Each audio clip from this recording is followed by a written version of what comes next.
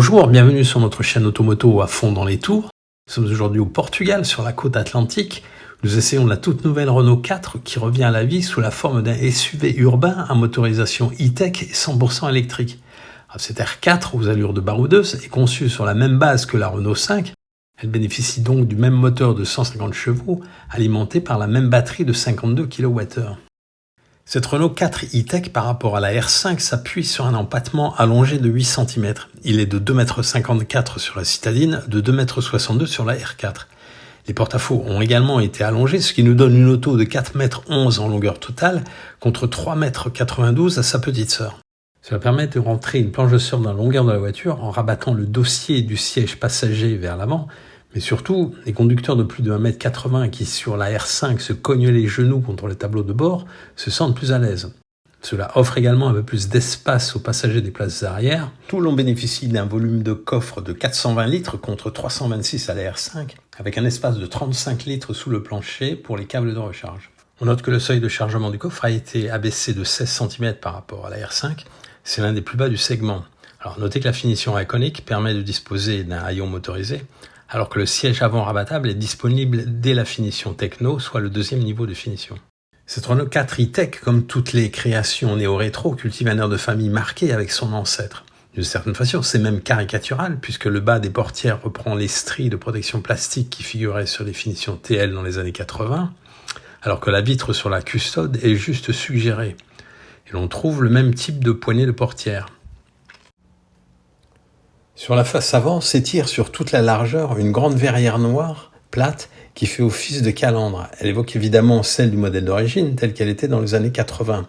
La signature lumineuse aux deux extrémités reprend le dessin des feux circulaires, tout en servant de clignotant.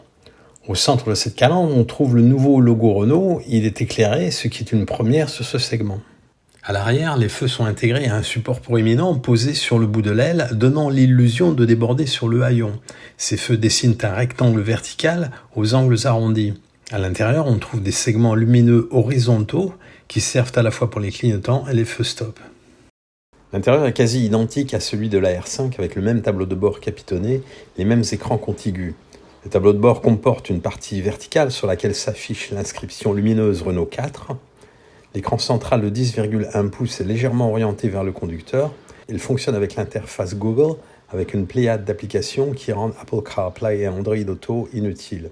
Il faut cependant choisir la finition Techno si l'on veut Google Maps, avec le planificateur d'itinéraire et les palettes de régénération d'énergie. Cet écran intègre un assistant vocal Reno fonctionnant avec ChatGPT, qui par exemple répond à des questions de culture générale. L'instrumentation s'affiche sur un écran de 10 pouces qui fonctionne sur 3 parties distinctes au graphisme moderne que l'on peut paramétrer. A noter que sur la finition d'entrée de gamme Evolution, il faut se contenter d'un écran de 7 pouces. Comme sur la R5, tout ce qui concerne la climatisation se règle par des touches de piano juste sous l'écran central, ce qui est infiniment plus pratique que si l'on devait passer par cet écran. Enfin, l'on trouve toujours, à gauche du volant, en partie basse, une touche My Safety que l'on peut paramétrer pour déconnecter les aides à la conduite agaçantes. Sur la route, cette auto, dans sa version de 150 chevaux, se montre très plaisante à conduire avec beaucoup de vivacité. Ses suspensions indépendantes lui offrent une bonne tenue de route. Elle se veut cependant plus souple, plus confortable que la R5, amortissant nettement mieux les irrégularités de la route. Évidemment, elle a été conçue d'une façon différente, avec un souci de confort au quotidien. Elle dispose pour cela de suspensions moins raides que la R5. On dispose de palettes au volant pour la récupération d'énergie qui permettent de se passer de freiner à l'approche des virages et donc de recharger la batterie dans ses phases de ralentissement. Et contrairement à la R5, cette 4L offre la conduite One Pedal. Le problème est que lorsque l'on active le système, il émet un bip agaçant et de même lorsqu'on le désactive. Il faut donc soit, si on active le système, effectuer la totalité de son trajet avec, soit s'en passer. Cette Renault 4 e-tech revendique une autonomie de 409 km WLTP dans cette version de 150 chevaux. Sur un parcours tracé sur route de campagne avec une portion d'autoroute, nous avons enregistré un excellent 13,9 kWh au 100 km, cela en adoptant une conduite relativement paisible. Cela lui offre une autonomie de 350 km, soit assez pour un usage quotidien. Le lendemain, sur un parcours qui comportait une portion d'autoroute un peu plus longue, nous sommes montés à 14,9 kWh, ce qui reste excellent, avec cependant une autonomie qui descend à 300 km. Cette Renault 4 e-Tech est équipée pour la recharge rapide en DC.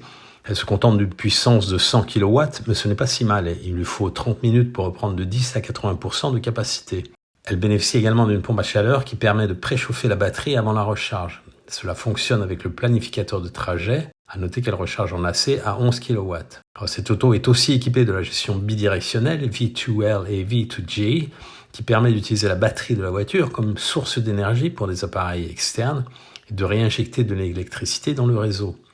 On dispose également des services Mobilize qui autorisent l'accès à plus de 800 points de recharge en Europe. Cette auto s'affiche à 33 490 € en finition d'entrée de gamme Evolution. Elle est éligible au bonus qui s'établit entre 2 000 et 4 000 € en fonction des revenus du foyer. Alors pour ce prix, on ne dispose qu'une instrumentation de 7 pouces, de jantes de 18 pouces avec enjoliveur. La planche de bord est habillée d'un tissu clair avec surpiqûre bleu, blanc, rouge. La finition techno, celle dont nous disposions pour notre essai, est vendue 35 490 €. Elle reçoit un habillage façon jean, une instrumentation de 10 pouces et un écran central fonctionnant avec OpenAir Link, mais aussi des palettes au volant, la conduite One Pedal, des jantes de 18 pouces. On trouve surtout le logo Renault éclairé.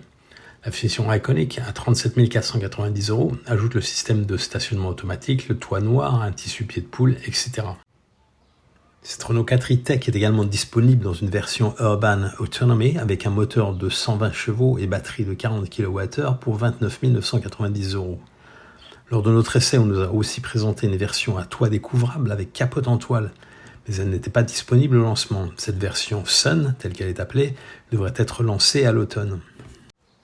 Lors du tournoi de tennis de Roland-Garros, on a pu voir, juste à côté du central, un prototype au profil résolument baroudeur, le Renault 4 Savane 4x4 Concept. Alors ce concept car reprend le nom d'une version de la 4L qui avait été lancée en 1986. Il intègre un deuxième moteur sur l'essieu arrière, permettant de disposer de 4 roues motrices sans arbre de liaison. Alors, la garde au sol a été relevée de 15 mm alors que l'on trouve des jantes de 18 pouces habillées de pneus Goodyear Ultra Grip. Cette auto bénéficie d'une teinte de carrosserie vert jade spécifique, comme on peut le voir sur nos images. Cette Renault 4 e-Tech est sans conteste une excellente voiture électrique. Elle est dynamique, dispose d'une bonne habitabilité et d'un système de conduite semi-autonome efficace avec une efficience intéressante. Mais connaîtra-t-elle le succès ? La 4L originelle fut un modèle populaire qui s'est vendu pendant plus de 30 ans à 8 millions d'exemplaires. Donc la question est simple. A-t-on encore envie de rouler en Renault 4 aujourd'hui, même si elle cultive une allure de baroudeuse ? N'a-t-on pas atteint les limites du néo-rétro ? N'aurait-il pas mieux valu dessiner un SUV urbain un peu plus sexy, une sorte de capture électrique ? Quoi qu'il en soit, cette Renault 4 électrique devra batailler sur un segment très concurrentiel avec des autos comme le Peugeot 2008 et le Ford Puma, un modèle extrêmement intéressant qui arrive sur le marché en ce moment.